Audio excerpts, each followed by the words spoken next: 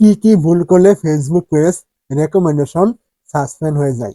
তো যদি আপনি এটা আগে থেকে জানেন তাহলে কিন্তু ভবিষ্যতে আপনার আর এরকম সমস্যা কিন্তু হবে না, আপনি কিন্তু এগুলো থেকে বাঁচতে পারবেন। এটা কিন্তু খুবই গুরুত্বপূর্ণ। যদি আপনার এরকম কোনো সমস্যা চলে আসে, যতক্ষণ পর্যন্ত না আপনি এটা সমাধান করবেন ততক্ষণ পর্যন্ত কিন্তু আপনার এই পেজের ভিডিও আপলোড করলে কিন্তু ভিডিওগুলি ভাইরাল কিন্তু হবে না। তো অবশ্যই এটা কি কারণে চলে আসে এইটা আপনাকে আগে থেকে কিন্তু জানতে হবে। তো দেখতে পাচ্ছেন এইটা কি কারণে আসে, এখানে কিন্তু ফেসবুক কিছু কারণ এখানে কিন্তু উল্লেখ কিন্তু করে দিয়েছে। তার মধ্যে থেকে এখান থেকে ১ নম্বরে দেখতে পাবেন এখানে বলা হয়েছে admin with history of violation.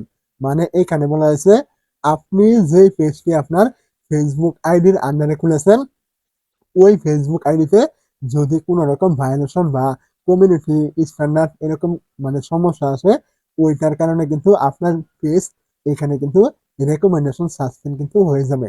মানে আপনি যে পেজটি আপনার ফেসবুক প্রোফাইল দিয়ে খুলেছিলেন ওই প্রোফাইলে কোনো রকম সমস্যা হলে, কোনো রকম ভায়োলেশন আসলে কিন্তু আপনার ওই সমস্যাটা কিন্তু এই পেজেও কিন্তু হয়ে যাবে। তো অবশ্যই আপনি যেই পেজটি খুলেছেন, যেই ফেসবুক প্রোফাইলের আন্ডারে আপনি ওইটা সবসময় সেফ রাখবেন। এইটা গেল আপনার ১ নাম্বার কারণ। দ্বিতীয় কারণ এইখান থেকে দেখতে পাচ্ছেন, তো এইখানে দেখতে পাচ্ছেন বলা হয়েছে সেনসিটিভ সাবজেক্ট। মানে আপনার পেজে আপনি যেই ভিডিওগুলো আপলোড করছেন এইগুলো আপনার সেনসিটিভ কিনা, মানে কোনো রকম আপনার কোনো স্প্যামিং কোনো কিছু রয়েছে কিনা, বা আপনার এখানে খারাপ কোনো কিছু রয়েছে কিনা, বা আপনি এখানে অ্যাক্সিডেন্টাল কোনো কিছু দিয়েছেন কিনা ইত্যাদি যে বিষয়গুলো রয়েছে যেগুলো আপনার সেনসিটিভ, এরকম কোনো কিছু আপনি এখানে দিবেন না। এর ভিতরে কিন্তু আপনার অন্যের মিউজিক বা অন্যের ভিডিও এইসবও কিন্তু সেনসিটিভ কন্টেন্ট। আপনি আপনার পেজে এগুলো দিলে কিন্তু এই কারণেও কিন্তু আপনার পেজে এরকম ভায়োলেশন কিন্তু চলে আসবে, আপনার এই পেজের রেকমেন্ডেশনটা কিন্তু সাসপেন্ড করে দিবে। অবশ্যই মনে রাখবেন।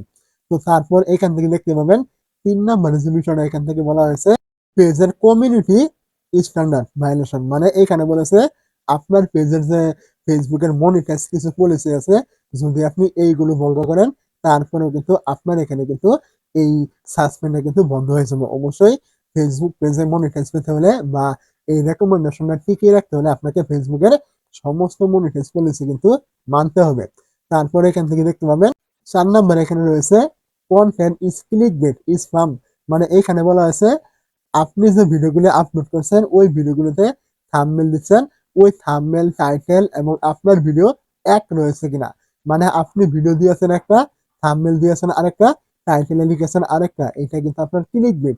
এরকম যদি আপনার কোনো ভিডিও থেকে থাকে তাহলে কিন্তু আপনার এরকম মানে রেকমেন্ডেশন সাসপেন্ড কিন্তু হয়ে যেতে পারে। এইটা কিন্তু ফেসবুক এখানে উল্লেখ করেছে। অবশ্যই আপনি ভিডিও থাম্বনেল টাইটেল সবগুলো এক দেওয়ার চেষ্টা করবেন। তারপরে এখান থেকে দেখতে পাচ্ছেন বলা হয়েছে অ্যাডভান্সিং পলিসি ভায়োলেশন।